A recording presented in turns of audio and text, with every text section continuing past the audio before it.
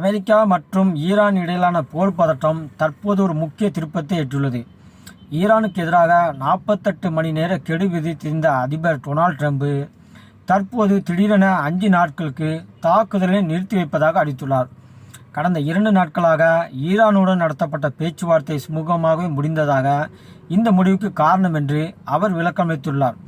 இருந்தாலும் அமெரிக்காவுடன் எந்தவித பேச்சுவார்த்தையும் நடைபெறவில்லை என ஈரான் திட்டவட்டமாக மறுத்துள்ளதுடன் தங்களது கடுமையான எச்சரிக்கைக்கு பயந்தே அமெரிக்கா பின்வாங்கியுள்ளதாக தெரிவித்துள்ளது. அதாவது செய்தியாளர்களிடம் பேசிய ட்ரம்போ ஈரானின் மிகப்பெரிய மின் உற்பத்தி நிலையத்தை ஒரு நொடியில் தரைமட்டமாக்க திட்டமிட்டிருந்ததாக தெரிவித்தார்.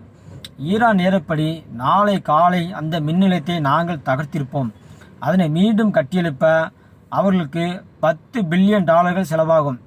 அத்தகைய பேரழிவை அவர்கள் விரும்பாததால் அவர்களாகவே முன்வந்து என்னை தொடர்பு கொண்டு ஒப்பந்தம் குறித்து பேசினார்கள் என்று அவர் அதிரடியாக கூறினார்.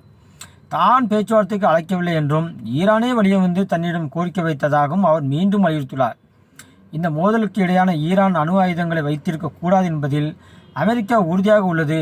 இது குறித்து பேசிய ட்ரம்ப் விரைவில் ஒரு நிரந்தரமான மற்றும் அமைதியான ஒப்பந்தம் ஏற்படும், இனி போர் இருக்காது, ஈரானிடம் அணு ஆயுதங்கள் இருக்காது என்று நம்பிக்கை தெரிவித்தார்.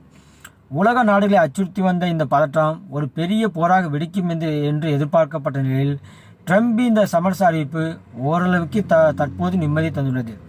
இருந்தாலும் ஈரானின் தொடர்ச்சியான மறுப்புகளும் அமெரிக்காவின் இந்த அதிரடி தகவல்களும் சர்வதேச அரசியலில் பெரும் குழப்பத்தை ஏற்படுத்தியுள்ளன. ஒருபுறம் பேச்சுவார்த்தை நடந்துள்ளதாக அமெரிக்காவும், மறுபுறம் அப்படி எதுவும் நடக்கவில்லை என ஈரானும் கூறியுள்ளது உலக நாடுகளை குழப்பத்தில் ஆழ்த்தியுள்ளது. இன்று இரவு இரு நாடுகளுக்கும் இடையிலான இந்த மறைமுக மோதலில் என்ன நடக்கும் என்பதை ட்ரம்ப் கூறிய அந்த நல்ல ஒப்பந்தம் சாத்தியமாகும் என்பதை ஒட்டுமொத்த உலகம் உற்றுநோக்கி வருகிறது.